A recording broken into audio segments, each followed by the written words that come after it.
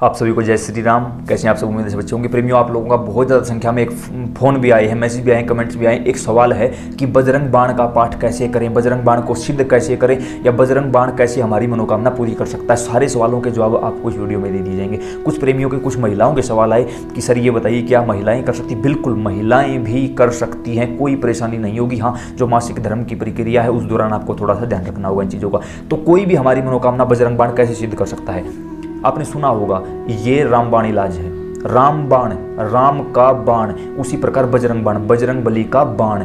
बाण कभी पढ़ा नहीं जाता, रटा नहीं जाता, बाण चलाया जाता है, और जिस चीज़ पर चलाया जाता है वो चीज़ सिद्ध होकर रहती है, कोई दिक्कत नहीं होगी। लेकिन अगर किसी के मन में ये है कि हाँ मैं भी अब बाण चलाऊंगा और ये काम हो जाएगा, अगर गलती से भी किसी का बुरा चाहते हो या गलती से इस चक्कर में बैठे हो कि उससे शादी हो जाए, उससे आप वीडियो छोड़कर जा सकते हो, ये वीडियो आपके लिए नहीं है। गलती से भी किसी गलत काम के लिए अगर आपने ये यूज कर दिया तो आपके घर का सर्वनाश होने से खुद भगवान भी नहीं बचा सकते। पहले ही बता रहा हूँ, डरा नहीं रहा हूँ, बिल्कुल सच बता रहा हूँ। अगर गलती से भी किसी गलत उद्देश्य से आपने यह काम कर दिया तो आपका सर्वनाश होने से कोई नहीं रोक सकता। अब जो सही मनोकामना के लिए बैठे हैं वो बैठे रही, वो हमारे साथ आगे चलिए, बाकी आप यहाँ से विदा ले सकते हो, कोई परेशानी नहीं होगी।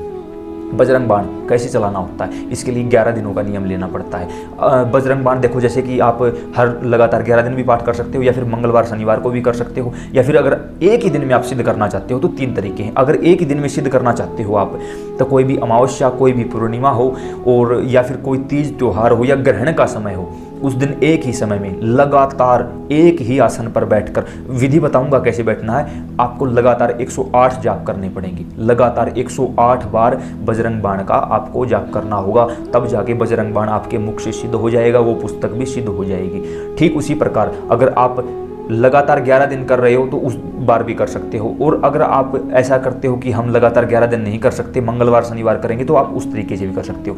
अगर आपको लगातार मंगलवार शनिवार करना है तो आपको हर मंगलवार और हर शनिवार 11-11 पाठ करने होंगे। या फिर दूसरा तरीका भी है, बजरंग बाण चलाने का तरीका। चलाया कैसे जाता है? अब मान के चलो आपने 11 दिनों का नियम ले लिया, तो सबसे पहले दिन लगातार 11 दिन पाठ करना होगा। सबसे पहले दिन आपको अपने मंदिर में बैठना होगा। मंदिर में बैठते समय आपके पास लोटा जरूर होना चाहिए, जल का भरा हुआ तांबे का पात्र रख लीजिए। उस पात्र के माध्यम से जो वो जल है वो अभिमंत्रित हो जाएगा, और आपका जो बजरंग बाण का जो पाठ है वो भी सिद्ध होता चला जाएगा। कोशिश करिए आसन लाल हो, आपके कपड़े लाल हो, भगवान को जो भोग लगा रहे हो गुड़ या चने का वो भी लाल ही हो, केलों का, फलों का, कोई भी केला मैंने इसलिए बोला क्योंकि केला हर मौसम में और हर जगह आसानी से अवेलेबल हो जाता है, तो आप ले सकते हो, कोई दिक्कत नहीं। जो आप ज्योति दीपक जला रहे हो वो कलावे का जलाइए, लाल कलावा होता है ना, उसका जलाइए।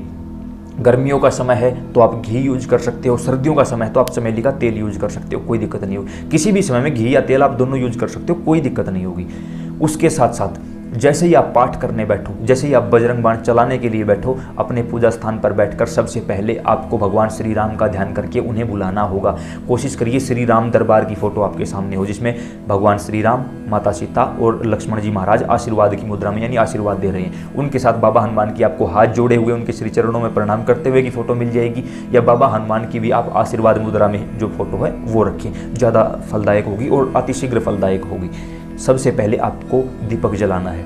दीपक जलाते समय घंटी बजानी जरूरी है। दीपक जलाया, घंटी बजाई, घंटी बजाते ही सबसे पहले आपको बोलना है चलिए करते हैं श्री गणेश। इतना बोलते ही भगवान गणेश वहाँ विराजमान हो जाएंगे और गणपति भगवान की सेवा शुरू हो चुकी है। अब आपको सबसे पहले बाबा हनुमान को उसकी शक्तियाँ याद दिलानी है। क्यों?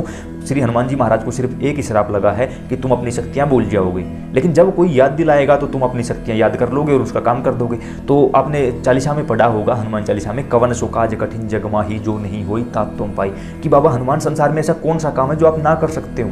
अतः अपनी शक्तियों को याद करिए और तुरंत जागृत स्वरूप में विराजमान हो जाइए। जब आप ऐसा कहोगे तो बाबा हनुमान तुरंत जागृत स्वरूप में विराजमान हो जाएंगे। उसके बाद आप भगवान श्री राम को साक्षी मानकर कहना कि हे भगवान श्री राम, हे हम सबके आराध्य है, मेरे घर की समस्त दैवीय शक्तियों को, मेरे घर की समस्त दैवीय शक्तियों को यहाँ उपस्थित कर लीजिए, और अब हम यहाँ इसी आसन पर, इसी जगह बैठकर आपको बजरंग बाण का पाठ सुनाने जा रहे हैं। जब आप ऐसा बोलोगे, भगवान श्री राम को बुलाओगे, तो भगवान श्री राम ही एकमात्र ऐसे हैं जो सभी के आराध्य हैं, सभी के आराध्य मेरे राम हैं।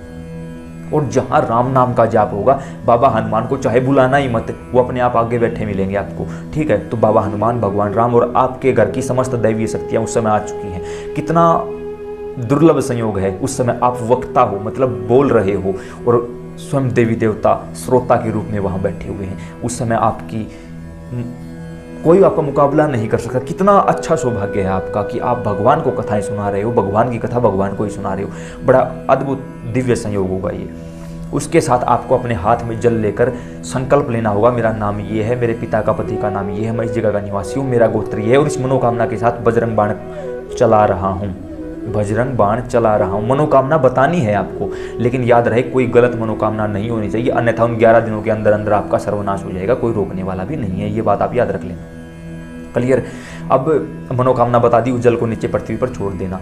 उसके बाद आपको पहले दिन बैठे हो 11 बार बजरंग बाण का पाठ करना है। पहले दिन 11 बार पाठ करना है, दूसरे दिन 10 बार, तीसरे दिन 9 बार, ऐसे कम होते चले जाएंगे और 11वें दिन सिर्फ एक पाठ रहेगा। यानी 11 से शुरू कर आप 1 पर पहुंच गए। आप इसका उल्टा भी कर सकते हो, पहले दिन 1, दूसरे दिन 2, तीसरे दिन 3, 11वें दिन 11 पाठ। दोनों में से कोई भी काम आप कर सकते हो जो आपको अच्छा लगे। उसके साथ एक समय निश्चित करना होगा, सुबह या शाम, जिस समय बैठे हो। सुबह 6 बजे बैठे हो तो हर रोज 6 बजे ही करना है। 5-7 मिनट ऊपर नीचे हो सकते हैं, कोई बात नहीं। शाम को बैठे हो शाम को ही करना, लेकिन एक अच्छे मुहूर्त में करना। याद रहे उस समय राहुकाल नहीं होना चाहिए, इस बात का विशेष ध्यान रखें। सुबह या शाम को ही करें, बीच में दिन में ना करें किसी भी प्रकार से, ये फलदायक नहीं होगा आप सभी के लिए। सुबह और शाम को ब्रह्म मुहूर्त में जब आप करोगे तो ये काम बहुत जल्दी सिद्ध होगा और बहुत जल्दी काम भी करेगा।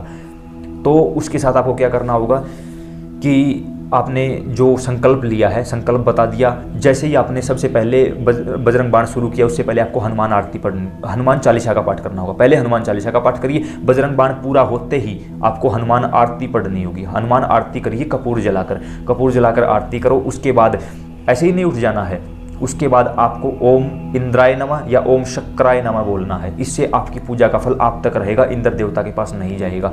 ओम इंद्राय नमः या ओम शक्राय नमः, इन दोनों में से कोई भी आप एक बोल सकते हो, आपका फल आपके पास रहेगा। अब आपके हाथ में जो लुटिया है, उस लुटिया को आप भगवान सूर्य को समर्पित कर दो, माता तुलसी में समर्पित कर दो, या अपने घर में जल का छिड़काव कर दो। कोई भी काम जो आपको ठीक लगे आप कर सकते हो, कोई दिक्कत नहीं। चलते रहे ये परिक्रम आपका चलता रहा। 11वें दिन आपको फिर से हाथ में जल लेकर संकल्प करना है कि बाबा हनुमान, भगवान श्री राम, हमने जो संकल्प लिया था उस संकल्प को हमने पूरा कर दिया है। अब अगर हमसे कोई गलती हुई है तो आप हमें माफ़ी दें, और यहाँ हमने संकल्प पूरा कर दिया, आप वहाँ हमारी मनोकामना पूरी कर दीजिए। और आज हम बजरंग बाण चला रहे हैं, मतलब हम हमारी तरफ से काम पूरा कर रहे हैं। और उस मनोकामना का नाम लेकर कि ये मनोकामना थी, छोड़ दो बजरंग बाण को, 101% आपका कार्य सिद्ध होगा। कोई नहीं रोक सकता, लेकिन कोई गलत मनोकामना के साथ नहीं। उसके साथ साथ 11वें दिन ये काम करने के बाद आपको हवन करवाना चाहिए। हवन क्यों करवाना चाहिए? हवन करवाओगे तो एक तो आपके घर की सारी समस्त दैवी शक्तियाँ जागृत तो हो जाएंगी, कोई कमी है आसपास, कोई नेगेटिव एनर्जी है वो खत्म हो जाएगी। आपने जो 11 दिनों तक बजरंग बाण का पाठ अपनी जुबान से किया था वो सिद्ध हो जाएगा, वो पुस्तक भी सिद्ध हो जाएगी, आपकी जुबान भी सिद्ध हो जाएगी, आपका वो आसन भी सिद्ध हो जाएगा, और आपका घर भी शुद्ध व सिद्ध हो जाएगा।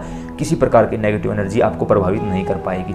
उसके बाद आप समर्थ अनुसार ब्राह्मण देवता को कुछ दान दक्षिणा दीजिए, मंदिर में कुछ सेवा करिए, किसी बुजुर्ग की सेवा करिए, गौ माता की सेवा करिए, जो भी आपसे हो सके।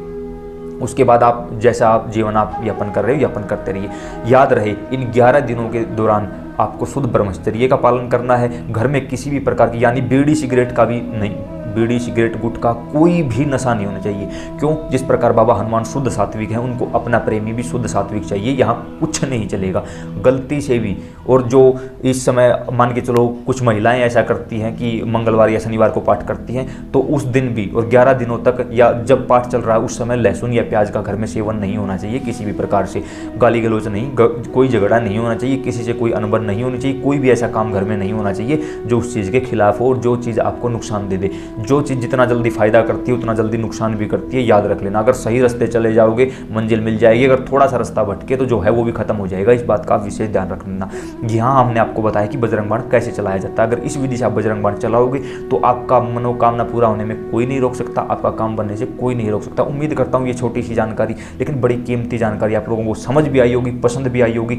अन्य प्रेमियों के साथ जरूर शेयर करो ताकि उन्हें भी पता चल सके। अगर इस दौरान हमसे कोई भूल चूक हुई है या हम कोई बात आपको बता ना पाए हो तो नीचे कमेंट कर देना, हम वो भी आपको बताने की कोशिश करेंगे। जय श्री राम।